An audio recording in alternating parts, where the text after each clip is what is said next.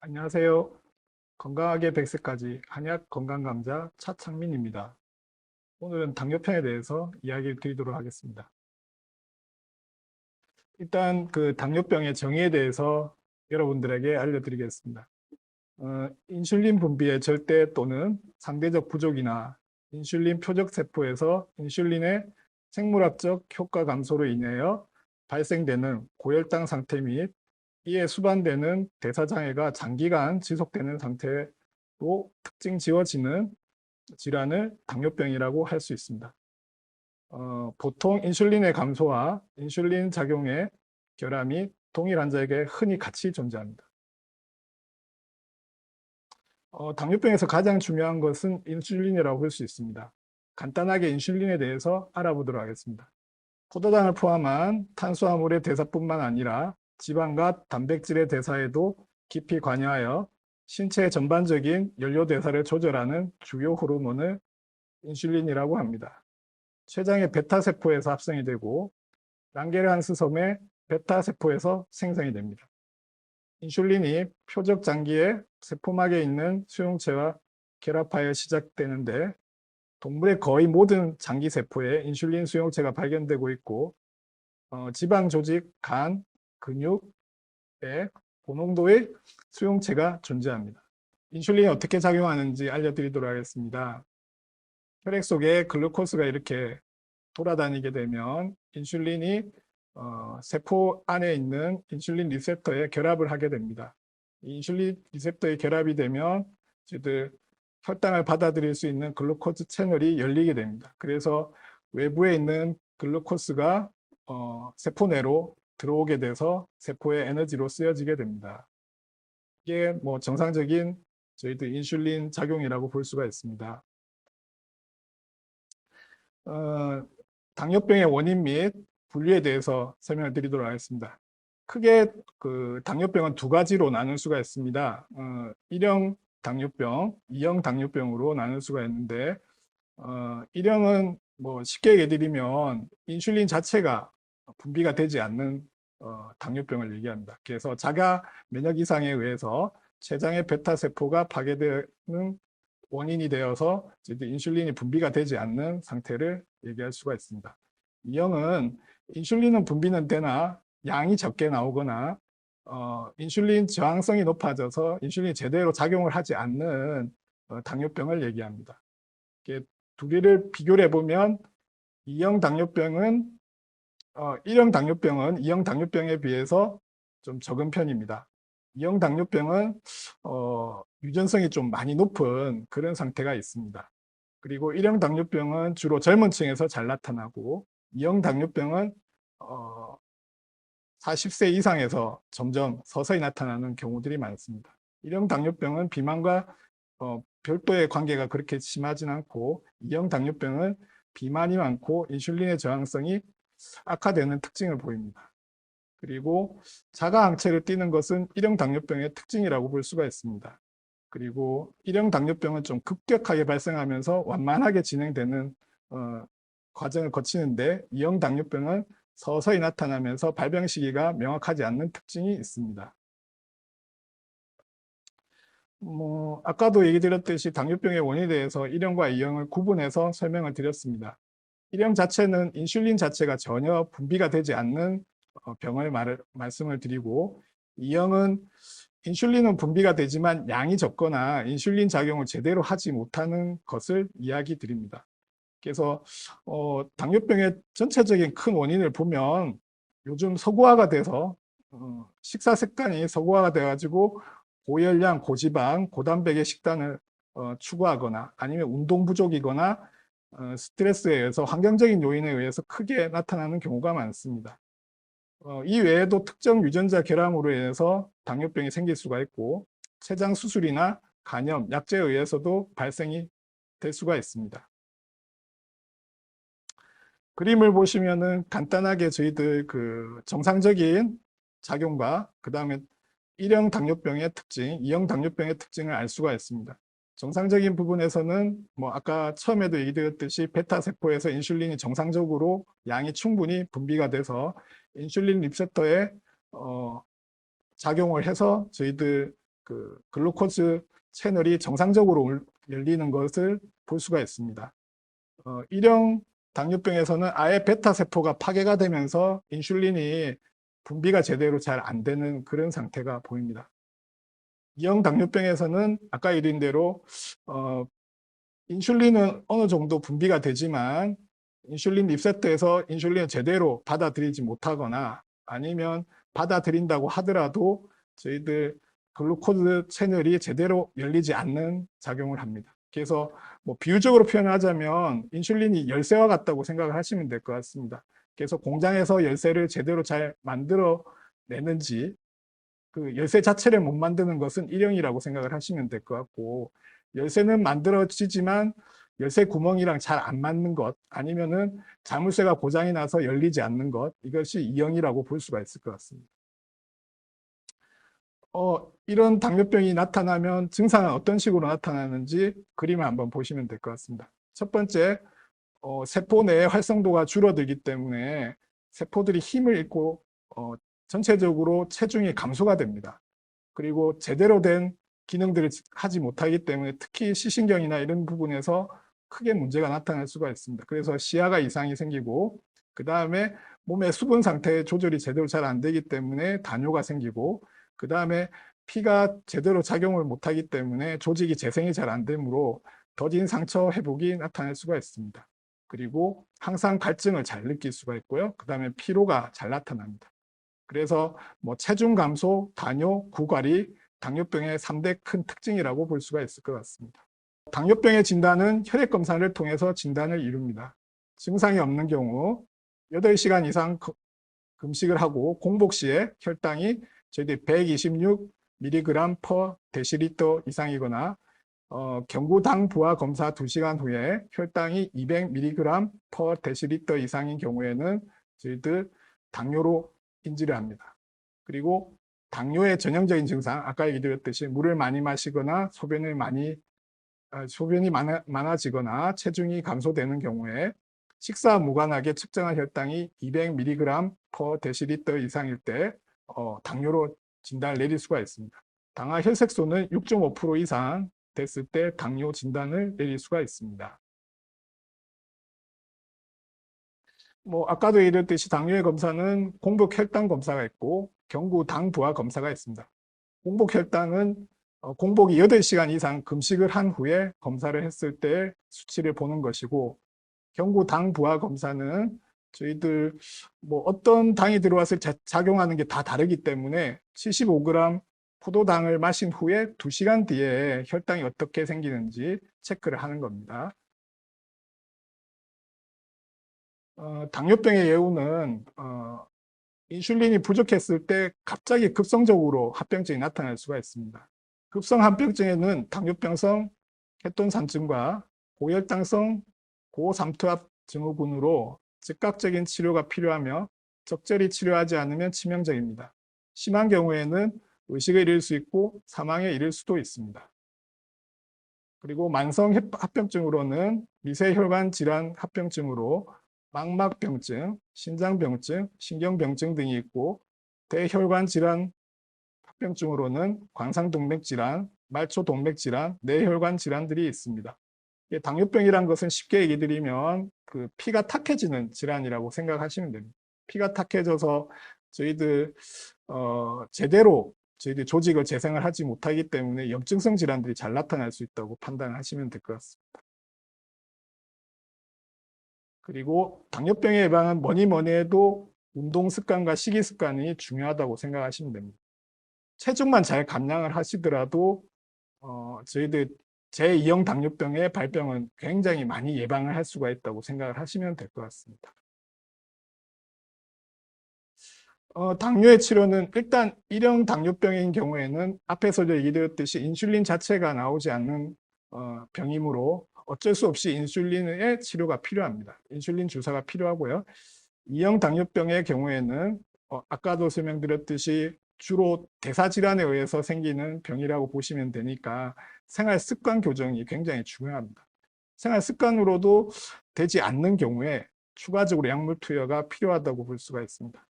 먹는 약의 경우 하루 1번에서 3번 복용을 하며 약의 작용 시간에 따라 먹는 시간이라든지 부작용 등이 조금씩은 다르게 나타나실 수가 있습니다.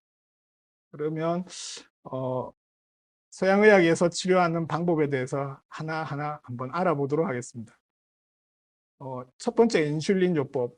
쉽게 들리면 인슐린 분비 자체가 아예 안 되시는 분들을 위해서 인슐린 주사를 놓는 것을 인슐린 요법이라고 볼 수가 있습니다. 그래서 1형 당뇨병에서는 췌장에서 인슐린 분비가 전혀 안 되기 때문에 어쩔 수 없이 인슐린 치료를 받으셔야 되고, 그 외에도 당뇨병성 혼수, 임신, 경구 혈당 강화제로 혈당이 조절되지 않는 2형 당뇨병이라든지 수술 전후, 그 다음에 중증 간염, 중증 간이나 신장 장애가 있는 경우 인슐린 치료가 필요할 수가 있습니다. 인슐린 치료의 종류에 따라는 중간형, 지속형, 1회, 2회, 저희들 그 상황에 따라서 주사 맞는 횟수가 달라진다고 생각을 하시면 됩니다. 인슐린 주사를 맞으면 처음에는 허니문 기간이라고 해서 저희들 인슐린 주사를 맞았을 때 그 당뇨로 나타나는 증상들이 깨끗하게 좋아지는 경우들이 있습니다. 그 기간은 수일에서 수년간 지속이 될 수도 있는데요. 이게 나은 게 아닙니다. 주로 인슐린이 분비되는 기간인 베타세포는 20%만 돌아가도 어느 정도 인슐린을 조절할 수 있는 그런 분비를 할 수 있는 그런 기능을 가지고 있기 때문에, 만약에 인슐린 자체의 문제 때문에 저희들 그 당뇨가 생겼다면 저희들 베타세포가 20% 미만으로 기능을 못하고 있다 판단을 하셔야 됩니다. 그래서 초반에 인슐린 주사가 들어가서 저희들 베타세포의 기능들을 조금 도와줬을 때 베타세포가 살아나면서 기능들을 좋게 만들어서 증상이 좋아질 수는 있지만, 베타세포가 20% 이상 그 작용을 하지 않기 때문에 계속 부담을 주게 된다면 다시 또 나빠지게 됩니다. 그래서 인슐린 주사를 맞으신 분들은 반드시 식이 관리라든지 운동 관리가 같이 들어가서 다시 나빠지지 않도록 노력을 굉장히 많이 하실 필요가 있습니다. 그리고 인슐린 주사 자체가 내성을 띠기 때문에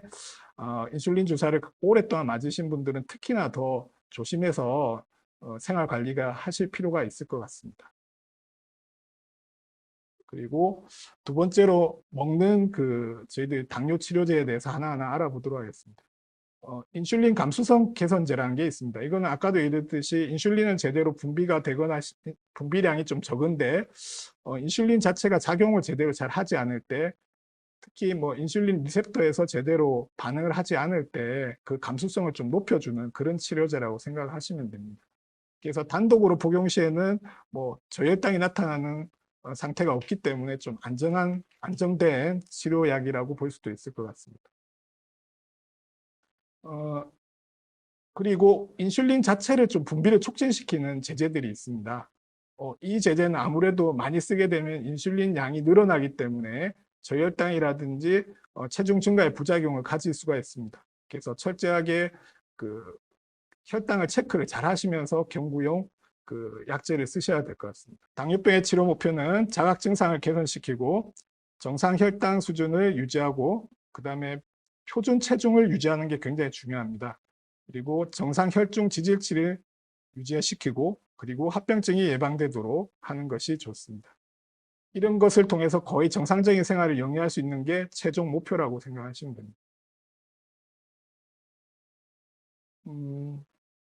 당뇨병의 조절은 저희들이 치료할 때 목표를 세울 때 이런 과정을 통해서 목표를 세우는데 일반인들은 그렇게 많이 아실 필요는 없을 것 같습니다. 이 부분은 넘어가도록 하겠습니다. 당뇨병의 한의학적 치료 시점을 얘기를 드리면 대사증후군을 동반한 뇌당능 장애, 공복 혈당 장애 때 시작을 합니다. 일단은 그 기본 원인이 대사증후군을 좀 동반했을 때 그 대사증후군 자체를 잡으면 저희들 혈당이 자연스럽게 좋아지는 경우가 있습니다. 그래서 대사증후군을 좀 잡는 형태로 치료를 목표를 가져가고, 그리고 경구혈당 강화요법을 시작한 지 3개월 미만인 청장년층 환자들을 목표로 가져갈 수가 있습니다. 그래서 오랫동안 저희들 그 경구용 제제를 쓰신 분들은 아까도 얘기했듯이 베타세포가 타격을 입는 경우들이 많으시기 때문에 치료가 조금 힘든 경우도 있습니다. 하지만 저희들 재반 증상들을 잘 잡아주신다면 경구용 혈당 강화요법도 더 잘 듣는 형태로 가실 수가 있기 때문에 3개월 이상 복용하셨던 분들도 한의학적인 치료를 받으신다면 증상 자체가 많이 개선되는 쪽으로 가실 수가 있습니다. 당뇨병의 관리는 5가지로 들 수가 있습니다. 첫 번째, 다이어트, 체중 감량이 가장 중요한 목표라고 생각하시면 되고요. 그 다음에 엑서사이즈, 운동을 하셔야지 저희들이 혈당을 잡는 데 유리해지십니다. 그 다음에 교육, 에듀케이션, 당뇨병에 대해서 어떤 병인지 본인께서 잘 인지를 하시고 본인 스스로 관리할 수 있는 능력을 가지고 계셔야 됩니다.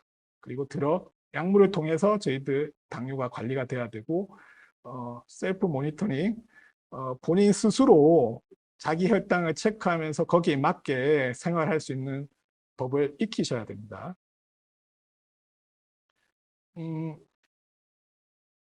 그러면 어떻게 그 식이 관리를 하실 수 있을지 하나하나 예를 들어서 좀 얘기를 드리도록 하겠습니다. 일단은 당뇨병에서 가장 궁금한 게 어떤 음식을 먹어야 될지, 어떤 음식을 먹지 말아야 될지 생각하시는 게 가장 궁금하실 것 같습니다. 그래서 거기에 관련된 부분부터 먼저 설명을 드리면, 일단 자유롭게 섭취가 가능하신 거는 지하의 수치가 낮은 음식들은 얼마든지 섭취를 하셔도 상관은 없습니다. 그래서 지하의 수치란 게 뭐냐면, 한번 음식을 섭취했을 때 저희들 0에서 10까지 혈당이 얼마나 빠르게 올라가는 것을 수치화한 것이라고 생각을 하시면 됩니다. 그래서 지하의 수치가 낮은 것들은 대체로 채소류에 많습니다. 그래서 물론 뭐 당질이 높은 저희들 과일이라든지 이런 것을 제외하고 그냥 고추잎이라든지 쑥, 단, 호박, 풋마늘, 당근, 도라지, 연근, 우엉 이런 것 같이 좀 칼로리가 낮으면서 지하의 수치가 낮은 섬유질이 많고 거친 음식들이 좋다고 생각하시면 되고, 그리고 가공식품 중에서는 그래도 저희들이 혈당이 들어가지 않는, 당분 자체가 들어가지 않는 녹차, 홍차, 보리차 같은 뭐 생수라든지 이런 첨가물이 들어가지 않는 차 종류들은 드실 수가 있다고 생각을 하시면 되고요. 그리고 뭐 향신료는 조금씩 드시는 건 상관이 없습니다. 특히나 저열량 감미료를 사용하시는 게 좋은데요. 거기에 관련된 제품을 예를 든다면 뭐 그린 스위트, 화이트 스위트, 네오 스위트 이런 뭐 유수가 같은 이런 제품들이 시중에 많이 나온다고 생각을 하시면 되겠네요. 그리고 특히 주의해야 될 식품들, 이거는 꼭 인지를 하고 계셔야 되겠죠. 그래서 저희들 당분이 많이 들어간 음식들은 되도록이면 드시지 않는 것이 좋습니다. 탄수화물이 높거나 당분이 많이 들어가는 음식들을 쭉 나열을 했는데요. 특히나 여러분들이 조심해야 될 부분은 과일류라고 볼 수 있습니다. 과일은 몸에 좋다고 많이 드시는 분들이 많은데, 과일도 많이 드시게 되면 결국은 저희들 설탕을 먹는 효과가 나타나기 때문에 특히 과일은 좀 조심해서 드시는 형태로 가시는 게 나을 것 같습니다. 한의학에서는 당뇨병을 소갈이라고 부릅니다. 소갈이라는 의미는 마르면서 갈증을 느낀다는 의미입니다. 의외로 한의학에서는 당뇨에 대한 언급이 그렇게 많이 나오지 않습니다. 왜냐하면 과거에는 속된 말로 부자병이라고 불렸는데 일반 저희들 국민들이나 백성들이 당뇨병을 앓을 확률이 굉장히 적은 상태였습니다. 왜냐하면 칼로리가 낮은 음식을 주로 섭취를 했고 운동량이 많았기 때문에 주로 걸리는 분들은 저희들 양반과 같이 활동량이 작고 저희들 고칼로리 음식을 접할 수 있는 계층군에서만 걸리기 때문에 서적에서는 그렇게 많이 언급이 되지는 않습니다. 하지만 저희들 그 분야에 대해서 하나하나씩 연구가 지금 계속되어 가고 있고, 저희들 한의학에서 원인은 음호조혈로 보기 때문에 거기에 맞도록 치료를 받으신다면 얼마든지 당뇨를 극복해내실 수가 있습니다. 한의학에서 보는 당뇨병의 큰 원인은 첫 번째, 유전적인 소인, 그래서 체질적으로 타고난 분들에서 잘 나타날 수가 있습니다. 그리고 비만인 경우, 그리고 음식이 적절하지 못해서 뭐 저희들 과식을 하시는 경우에 잘 걸린다고 보시면 되고, 그리고 스트레스가 굉장히 강한 경우, 그리고 육체적인 피로가 누적이 돼서 저희들 당뇨병이 나타난다고 보고 있습니다. 당뇨병의 한의학 치료의 적용 범위를 보시면은 일단 첫 번째 증상 개선을 우선적으로 가져갑니다. 그래서 당뇨병에서 쉽게 잘 나타날 수 있는 저희들 갈증, 그리고 자주 화장실 가시는 문제, 그다음에 피로감을 많이 느끼는 문제 등을 치료하는 데 목표를 많이 가지고 가고요. 그리고 합병증을 미리 예방하는 데 주력을 합니다. 특히 뭐 시력이라든지 저희들 다른 분야에 염증이 많이 생기는 부분들을 미리 조치를 할 수 있도록 그렇게 치료가 들어간다 생각하시면 되고요. 그다음에 대사증후군을 해결하는 게 중요하다고 아까도 얘기 드렸죠. 그래서 비만을 해결하셔야지 저희들 전반적인 당뇨가 자연스럽게 좋아질 수가 있습니다. 그래서 인슐린 저항성을 동반한 비만 치료를 지금 목표로 가져가고요. 그리고 당연히 혈당을 개선하는 데 집중을 하고 있습니다. 일단 당뇨병에 좋은 혈자리를 가르쳐 드리자면 지금 세 가지 혈자리를 제가 예를 들 수가 있는데 이 세 가지 혈자리가 중요한 게 아니라 저희들 하체를 강화시킨다는 게 중요하다고 생각을 하시면 됩니다. 하체가 강화가 되면 혈액순환이 좋아지기 때문에 대사증후군을 벗어날 수 있는 방법이 될 수가 있습니다. 그래서 특히 당뇨가 있으신 분들은 하체를 강화시킬 수 있는 운동들에 집중을 하시는 게 저희들이 당뇨 치료에 굉장히 도움이 될 수 있는 방법이 될 수 있습니다. 그래서 그런 하체를 강화시킬 수 있는 혈자리 중에 한 가지인 일단 족삼리부터 저희들 얘기를 드리도록 하겠습니다. 족삼리는 저희들 그 무릎뼈에 움푹 들어가는 독비혈에서 삼촌 아래에 있는, 삼촌이란 거는 손가락 네 마디를 얘기를 합니다. 아래에 있는 곳에 위치를 하고 있고요. 이름 그대로 뭐 다리에 있기 때문에 족삼리라는 이름이 붙어 있습니다. 삼자라는 것은 저희들 천지인을 나타내기 때문에 굉장히 모든 분야에 쓰일 수 있는 그런 혈자리라고 보시면 되고요. 그리고 리라는 것은 저희들 논두렁을 나타내는데 위장을 강화시키는데 혈명을 붙였다고 생각을 하시면 될 것 같습니다. 그래서 주로 효능이 나타나는 것은 몸을 강하게 만드는 거, 비기능을 조화시키고 그리고 담을 없애주는 그런 혈자리라고 보시면 되겠습니다. 족삼리의 별명은 저희들 장수혈이라고 할 수 있는데 어떤 서적에서 보면 저희들 여기에 수십 장의 굴을 뜬다면 무병장수할 수 있다고 할 만큼 굉장히 혈자리가 강한 부위고 저희들 몸에 좋은 혈자리라고 생각하시면 되고요. 집에서는 굴까지 뜨지 마시고 손으로 지그시 지압만 하셔도 하체 쪽의 혈액순환이 좋아지기 때문에 저희들이 하체를 강화시킬 수 있는 좋은 혈자리라고 보실 수 있습니다. 운릉천이란 곳은 그 비뇨기계나 아니면 생식계 쪽으로 굉장히 좋은 혈자리라고 볼 수 있습니다. 음이란 부위는 그 신체 그 안쪽을 얘기한다 생각하시면 되고, 능이란 부위는 저희들 언덕을 얘기한다고 생각하시면 되고, 천은 샘을 얘기한다고 생각을 하시면 될 것 같습니다. 그래서 부인병이나 중년 이상의 혈도병의 필수 혈자리로 부인병으로 인해 흉복부 이상의 지장이 있는 경우에 사용을 할 수가 있습니다. 아까도 얘기했듯이 족삼리와 저희 더불어서 하체를 강화시킬 수 있는 혈자리라고 생각을 하시면 되고요. 그리고 저희들 이 부분이 생식기 쪽으로 굉장히 관련되어 있는 부위이기 때문에 내분비 계통이라든지 이런 부분에 개선을 좀 일으킬 수 있습니다. 특히나 당뇨와 같은 호르몬의 문제는 이런 부위를 잘 자극했을 때 저희들 효과가 좋아지는 모습을 볼 수가 있습니다. 그리고 마지막으로 저희들 삼운교 혈자리를 설명을 드리도록 하겠습니다. 삼운교는 그 음능천과 내가첨의 선상에 위치한 혈자리로 음능천과 내가첨이 길이가 13촌인데 삼운교는 3촌에 위치하고 있습니다. 그래서 저희들 골도법을 보면 음능천과 내가첨을 일직선으로 그었을 때 4분의 1 위치하는 부위에서 1cm가 내려가는 부위가 삼운교라고 볼 수 있는데, 삼운교혈은 음경의 기운이 모이는 곳이라고 생각을 하시면 되고요. 비장, 간장, 신장의 기능들이 모이기 때문에 뭐 부인과 질환, 비뇨기계 질환의 중요 혈자리라고 볼 수가 있습니다. 특히나 위장 상태, 비장 상태도 다스릴 수 있기 때문에 당뇨에 좋은 혈자리라고 생각이 되어집니다. 예, 이것으로 당뇨편을 마치도록 하겠습니다. 당뇨라는 것은 무던하게 본인과의 싸움이 필요한 질환입니다. 항상 자기 자신을 잘 다스리고 관리를 해야 되는 질환이므로 꾸준한 노력이 필요할 것 같습니다. 여태까지 부족한 강의에 집중해 주시느라 고생이 많으셨습니다. 수고하셨습니다. 감사합니다.